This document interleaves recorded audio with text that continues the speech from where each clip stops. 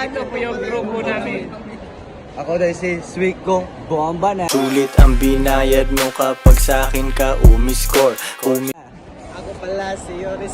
Talagang malamig yung aura. Nakakok pero di yung cola. High class mga Ako naman si G. Mahimuot lang ko sa panahong hasol kayo kote sa unsa. Ako si Jang Leopard Gagas. type shit. Pop it right about the blue type shit. Put the dough. Ako naman si General Gonzaga. Atong ibalik ha, murag ni magic sa mga gigamit nga mga gadget kay automatic ang magka.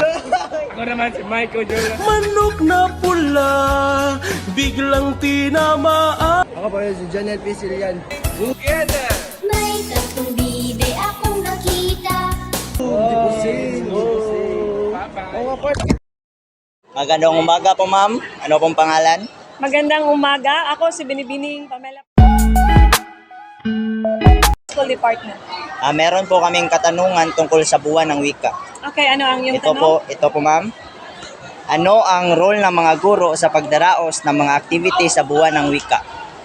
Ang mga guro ay mayroong napakahalagang role sa pagdaraos ng mga activities para sa buwan ng wika. Kasi pinaghahandaan nila na bawat aktibidad ay dapat naaayon sa tema. At ito ay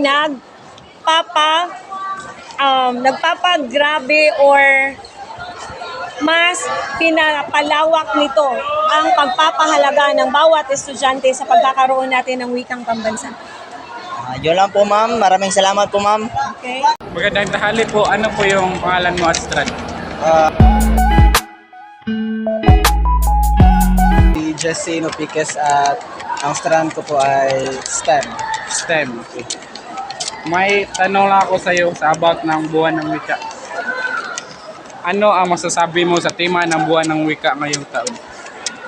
Masasabi ko sa buwan ng wika ngayong taon na ito ay ito ay maganda kasi yung mga kasuotan ay magaganda at makukulay. May isa pa akong tanong.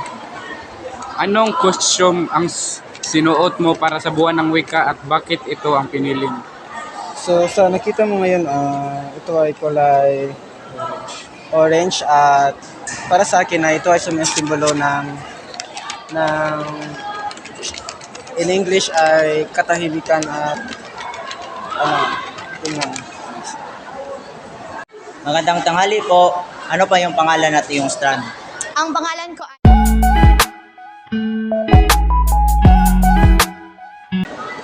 Meron po akong katanungan tungkol sa buwan ng wika. Ito ang aking unang tanong. Paano mo pinahalagahan ang buwan ng wika sa pang-araw-araw na buhay mo? So, pinapahalagahan ko ang buwan ng wika sa pang-araw-araw ko na buhay sa pamamagitan ng paggamit ng ating sariling wika. Dahil sa pagkakaalam ko, dapat na ritong pagyamanin at bigyang importansya. Hindi natin dapat ito ibaliwala. Meron pa akong last question po. Ano ang pinaka-naalala mong bahagi ng activity sa buwan ng wika?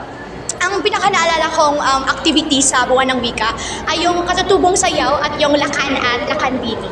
Sige, salamat po. Maraming salamat po sa... Pangalan, anong pangalan natin, grade? Ako po ay si... I'm from grade 8 Ruby. May question ako sa iyo. Ano ang mensahe ang gusto mong iparating sa mga kabataan tungkol sa buwan ng wika? Mahalaga na kilalanin at ipagmalaki natin ang ating kultura kahit sa simpleng paraan. Okay, salamat. May question ako. Dalawa.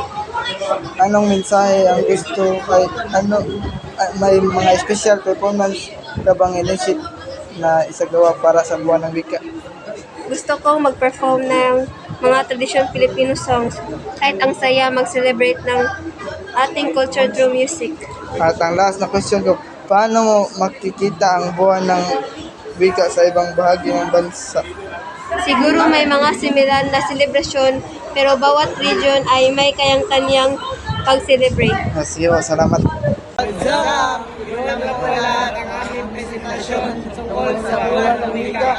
Maraming salamat po sa lahat ng nanonood at sana meron kayong napulot na aral sa video na ito. Let's go! Subscribe!